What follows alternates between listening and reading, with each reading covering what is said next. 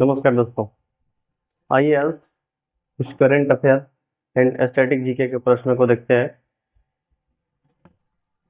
पहला हम लोग को टॉपिक है जातिगत जाति आधारित जनगणना। ठीक है, जाति आधारित जनगणना जो कि 2020-21 से ही बिहार राज्य में चर्चा का विषय बना हुआ है और इसमें बिहार जो है पहला राज्य भी है जिन्होंने जातिगत जनगणना कराया था। ठीक है, लेकिन अभी हाल का खबर यह है कि 30 अप्रैल को रेलवे मंत्री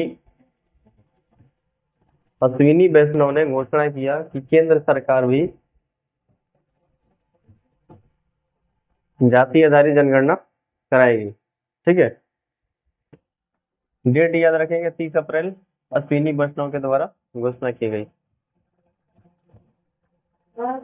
जनगणना जो है अनुच्छेद 246 का विषय है।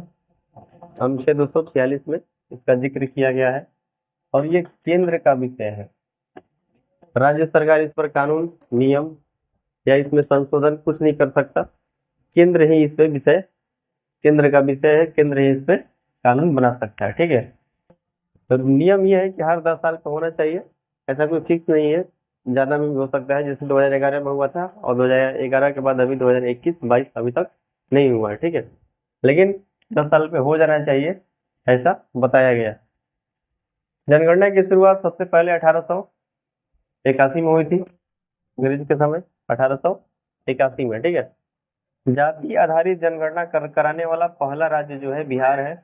7 जनवरी 2023 को स्टार्ट किया था और मई के एंड में जाके मई 2023 में खत्म हुआ था। ठीक है, दूसरा राज्य था आंध्र प्रदेश, तीसरा राज्य है तेलंगाना।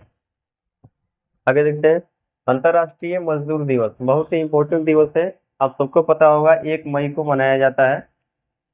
ये तो बहुत ही आसान है, लेकिन इससे जुड़े जो प्रश्न है ये आता है कि पहली बार कहाँ मनाया गया था। यूएसए में 1886 में, और इसे हेमार्केट नरसंहार के नाम से जाना जाता है। हेमार्केट नरसंहार क्यों? क्योंकि हेमार्केट स्क्वायर जो था, स्क्वायर मतलब जो चौराहा है या जो जहाँ पे आंदोलन ये शुरू हुआ था उसका नाम था हेमार्केट स्क्वायर। इसी कारण वहां पे जो हंगामा हुआ था, उपद्रव हुआ था, हिंसा हुई थी पुलिस के द्वारा, उसको हम बोलते हैं हेमार्केट नरसंहार। ठीक है, 1886 में ये पहली बार आयोजित किया गया था, लेकिन इसे मनाने का घोषणा जो था 1889 में पेरिस वार्ता के दौरान किया गया था। मतलब पहली बार जो था घोषित हुआ था कि अब 1889 से ये हर साल मनाया जाएगा 1 मई को 1889 में। ठीक है, भारत में पहली बार कब मनाया गया था? 1923 चेन्नई में। 1923 चेन्नई में, ये इंपॉर्टेंट है, ध्यान रखेंगे आप। इसी से जुड़े कुछ और प्रश्न देख लेते हैं। ट्रेड यूनियन एक्ट कब आया था? 1926। और फैक्ट्री एक्ट कब आया था? 1948। इससे जुड़े और एक विषय है कि श्रम जो है, श्रम यानी कि जिसे हम मजदूरी बोलते हैं, मजदूरी श्रम, ये समवर्ती सूची का विषय है। किसका विषय है? समवर्ती सूची का विषय, यानी कि इससे केंद्र और राज्य, केंद्र प्लस राज्य दोनों ही कानून बना सकते हैं, समवर्ती सूची। इससे जुड़े कुछ और प्रश्न आते हैं।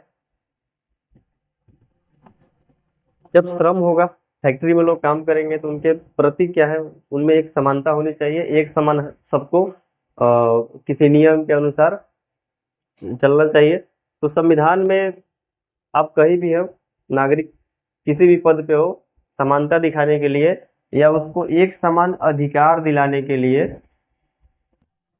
एक अनुच्छेद है, उसका नाम है अनुच्छेद 14। अनुच्छेद 14 समानता का अधिकार अनुच्छेद 14 में है। यूनियन बनाने का अधिकार यानी कि संघ बनाने का अधिकार आप किस में है? अनुच्छेद 19 में है। जीवन का अधिकार किस में है? 21 में है। जबरन श्रम या मानव तस्करी निषेध, आइए आगे देखते हैं। अगला टॉपिक है मानव विकास रिपोर्ट। ठीक है,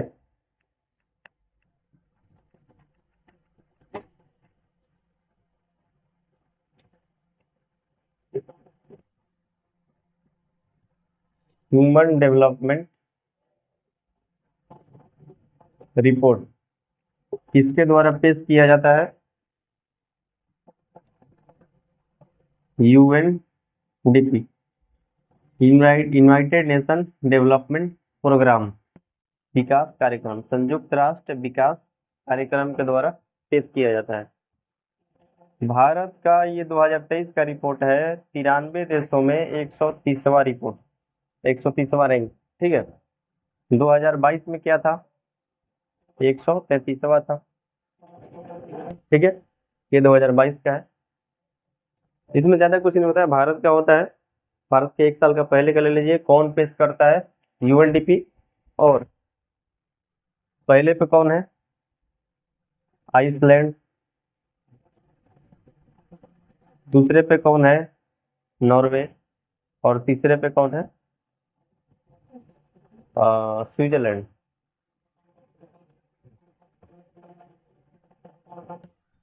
तीसरे पे है स्विट्जरलैंड, ठीक है। ये हो गया, चलिए आगे देखते हैं। थोड़ा सा इसमें और देख लेते हैं।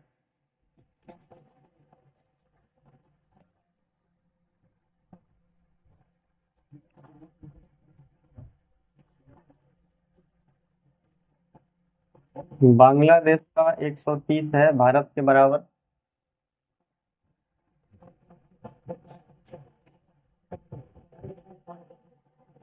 चीन का 75, श्रीलंका का 78, मतलब भारत से बढ़िया है। भूटान का 127, ठीक है। अपने भारत के पड़ोसी देशों में इन 3 का बढ़िया रैंक है, भारत बांग्लादेश के बराबर है, और इसके बाद जो भी है पाकिस्तान, म्यांमार, इनका सबका, नेपाल, सबका भारत से खराब ही है, ठीक है। 193 पर दक्षिणी सूडान, ये ध्यान रखेंगे, सबसे लास्ट में कौन है, दक्षिणी सूडान, ठीक है। अब देखिए ऐसे ही बता देता हूँ आपको, ऑपरेशन सिंदूर जो है, ये पूरे भारत, यही होगा कि पूरे दुनिया को पता है कि ऑपरेशन सिंदूर के माध्यम से इंडियन आर्मी, या ऐसे कहें कि पूरा भारत का जो इंडियन आर्मी, नेवी और इनका जो ऑपरेशन था, मुख्य रूप से इंडियन आर्मी का ही, आतंकी ठिकानों का, आतंकी पाकिस्तान के पीओके में या पाकिस्तान में छिपे आतंकी ठिकानों का सर्वनाश करना या उन्हें मिटाना, किसके द्वारा, भारत सरकार के द्वारा, ठीक है। Rafale marine fighter jet,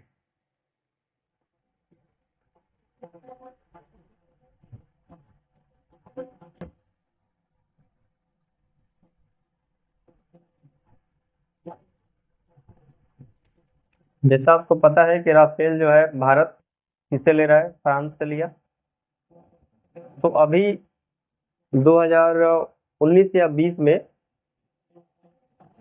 Rafale fighter jet लिया था, लेकिन अभी क्या ले रहा है, मरीन फाइटर जेट, यानी कि इन्हें किसी पानी का जो जहाज है, जो ये मरीन फाइटर जेट जो है, ये नेवी के माध्यम से संचालित की जाएगी। और राफेल जो था किसके माध्यम से था, एयरफोर्स के माध्यम से संचालित हो रही थी।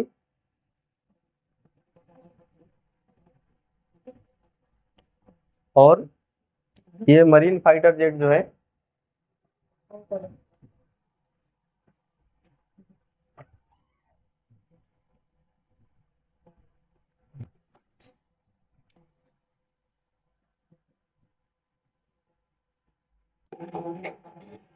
देखिए तभी राफेल मरीन फाइटर जेट जो है, तभी Rafale marine fighter jet Bharat जो है फ्रांस से मंगा रहा है। और इन्हें किससे, कहाँ स्थापित किया जाएगा, तो INS विक्रांत और INS विक्रमादित्य, INS विक्रांत और INS विक्रमादित्य पर इन्हें सेट किया जाएगा, और नेवल एडमिनिस्ट्रेशन के माध्यम से संचालित किया जाएगा। ठीक है, ठीक था हमारा आज का करंट अफेयर ऑन सर्टिफिकेट। इसको देखिए, पढ़िए। धन्यवाद।